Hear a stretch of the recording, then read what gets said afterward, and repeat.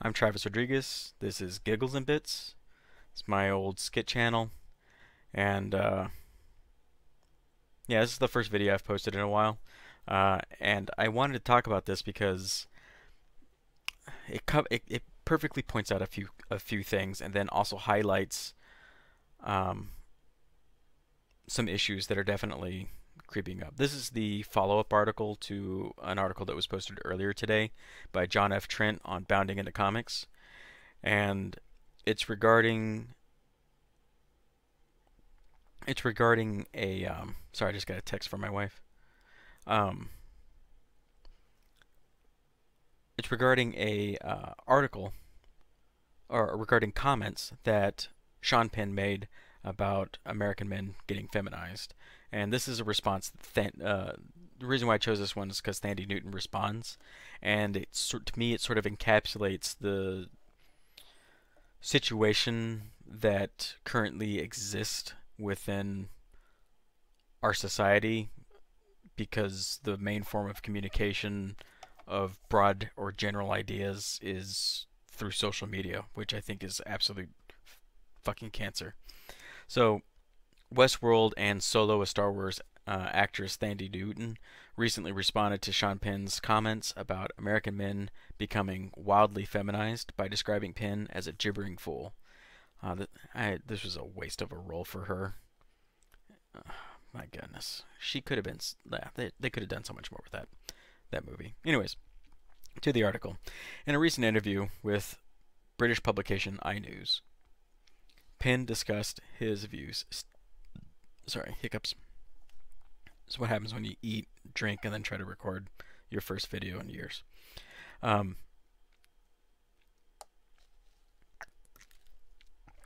Penn discussed his views, stating, "There's been an absence of male behavior."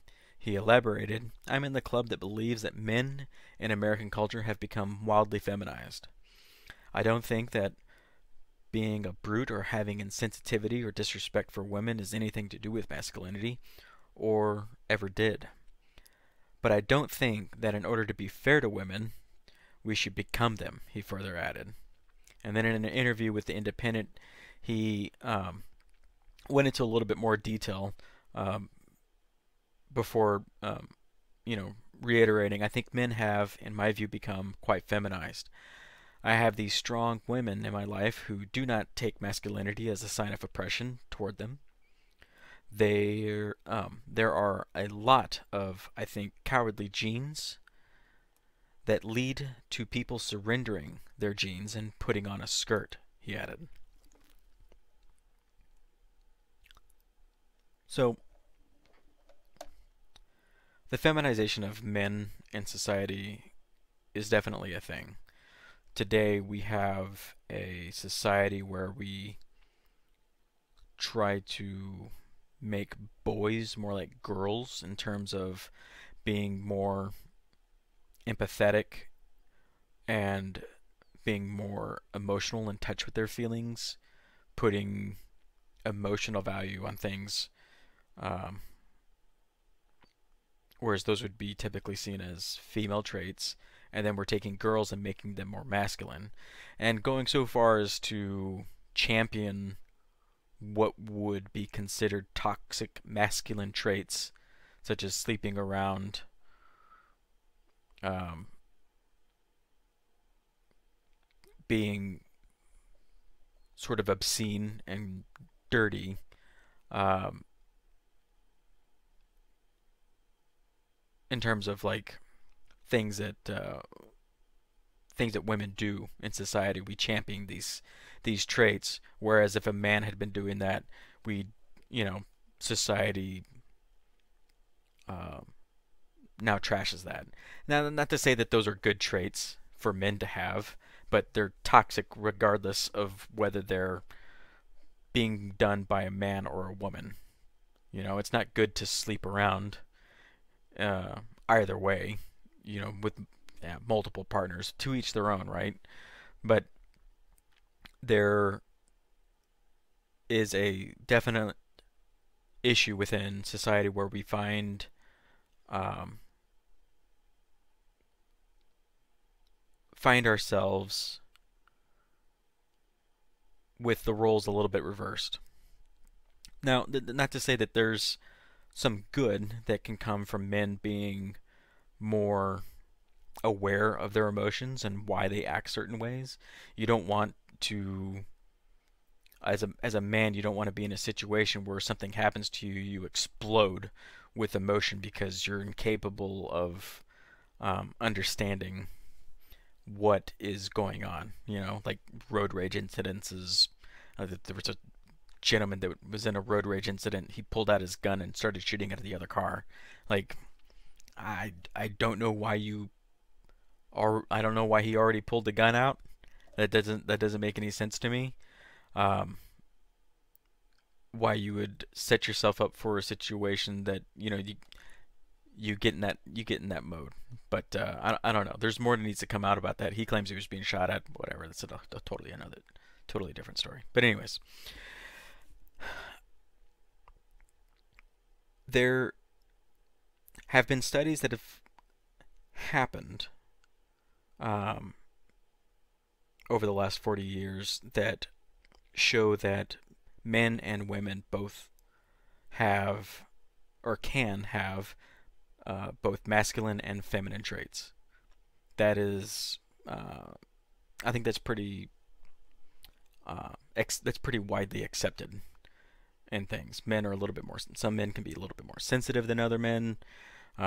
Women can be more masculine. They can be tomboys. I mean, my sister was a tomboy growing up. She grew up. She became a nurse. She's a fantastic um, woman. She's smart. She's intelligent. Um, that and that just seems to be sort of par for the course. Now, society has, for some reason, felt that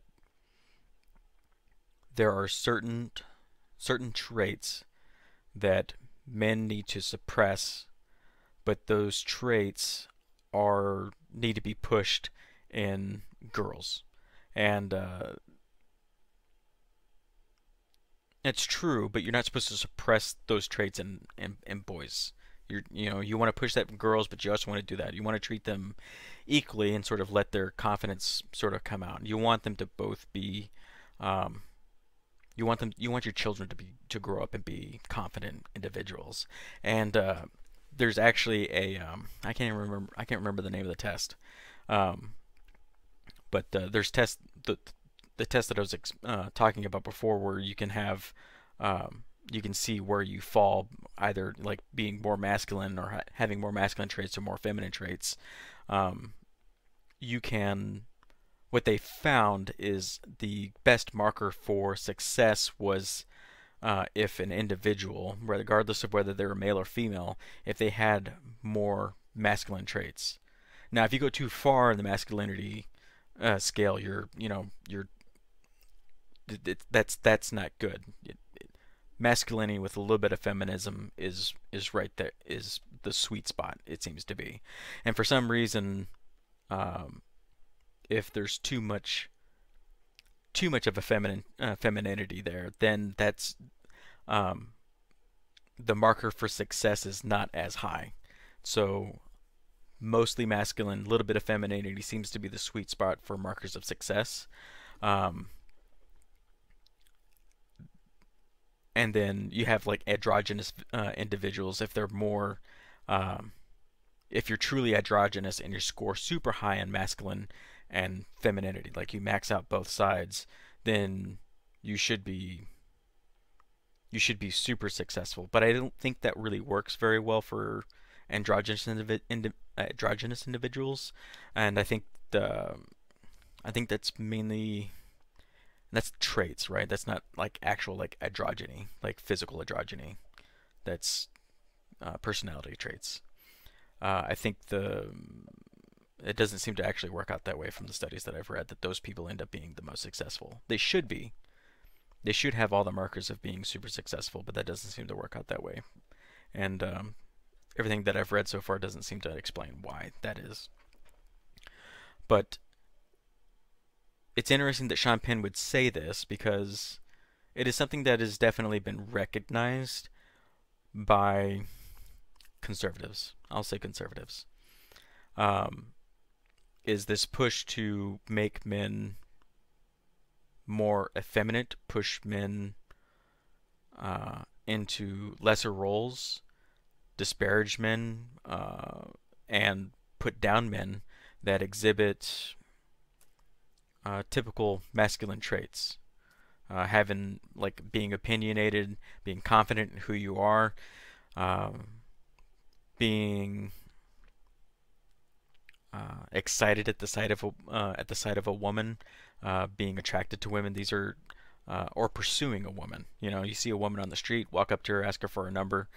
These traits are considered toxic, and men are admonished for these things. Now, not to say that a man can outstay his way, wear out his welcome, and do something that is perceived as annoying. If a woman says no, she means no, walk away, you know? That's not difficult. Difficult to do, you know? But we're in a society where boys are being pushed to feminize. No, not to say that, I'll touch on this little anecdote from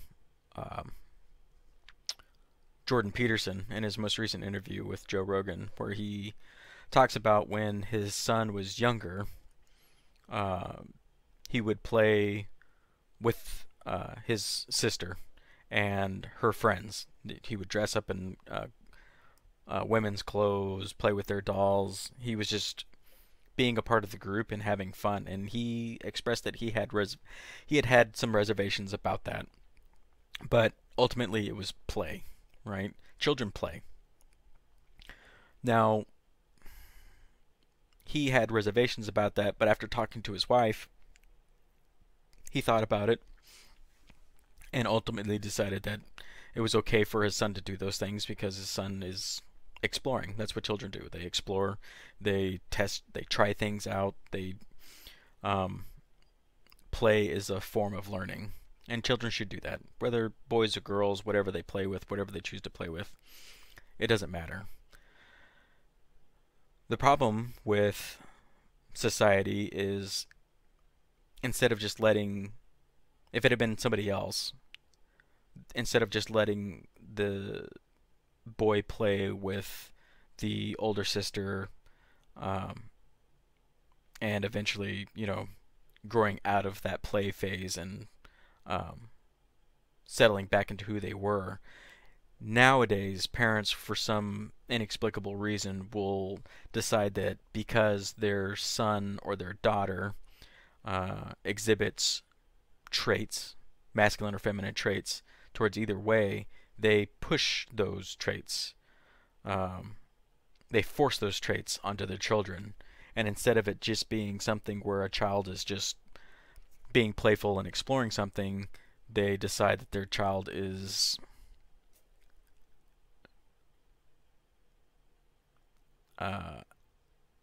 identifies as a boy or a girl opposite of the gender that they actually are, opposite of their biological gender. And that can be incredibly damaging. And we see that over and over and over again. And it's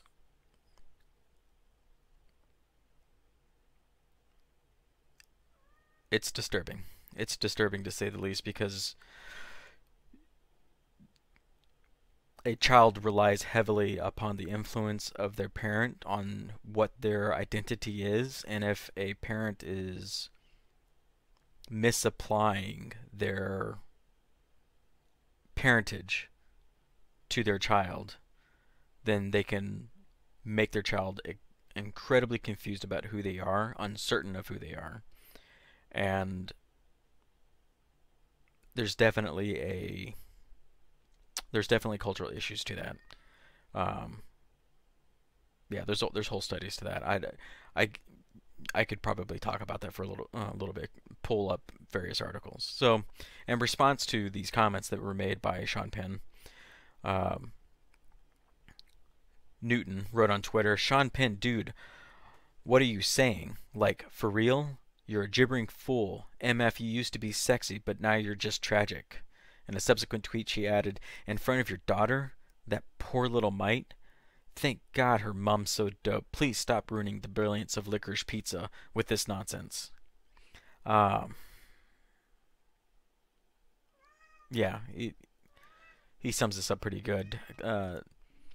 Newton disagrees with what Sean Penn is saying, but she doesn't actually offer any substance. And I jumped to this point because this so perfectly sums up and encapsulates the situation with society right now. You can't have a differing opinion. You can't have um, an opposing viewpoint without somebody attacking you and insulting you, without providing any sort of um, like thoughtful conversation. There could be a serious conversation here.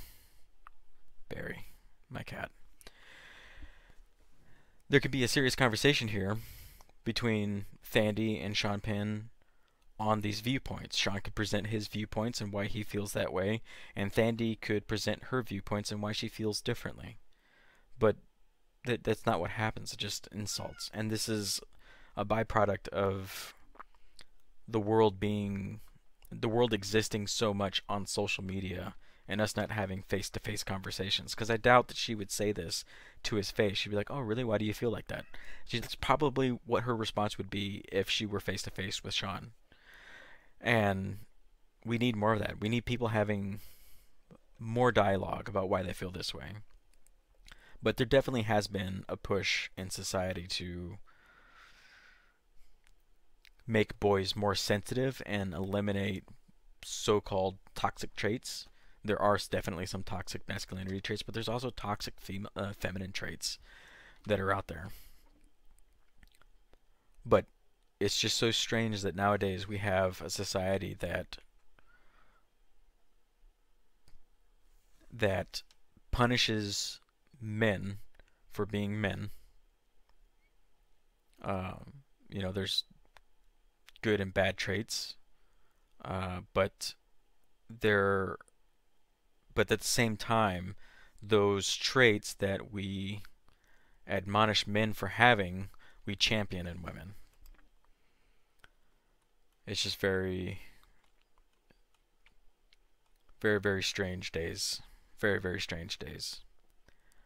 Anyways, that's my first article. This is my first video. If you guys made it this far and enjoyed it, found it was thoughtful, want to have additional conversations about this, exploring the femininity of the feminization of men, or the masculization of women, from God, I mean, it's all over the place, and there's plenty of examples of this. So I don't want to talk about this stuff all the time, but it's definitely something that I feel is detrimental. We've definitely gone too far. Definitely gone too far in this. Anyways, if you liked it, subscribe. I hope to be doing more videos covering this stuff. I really do want to get into talking about anime. So I hope to be talking about that stuff more. Pop culture in general, way things are going. I love anime. I love manga. I've recently gotten into manga, reading it. So I hope to explore that stuff a lot more, just because I feel like the best storytelling right now in modern entertainment is definitely in both of those arenas, in anime and manga, and which is just really sad because it used to be comic books, but that's not really happening anymore. Anyways, adios, and hopefully more to come, right?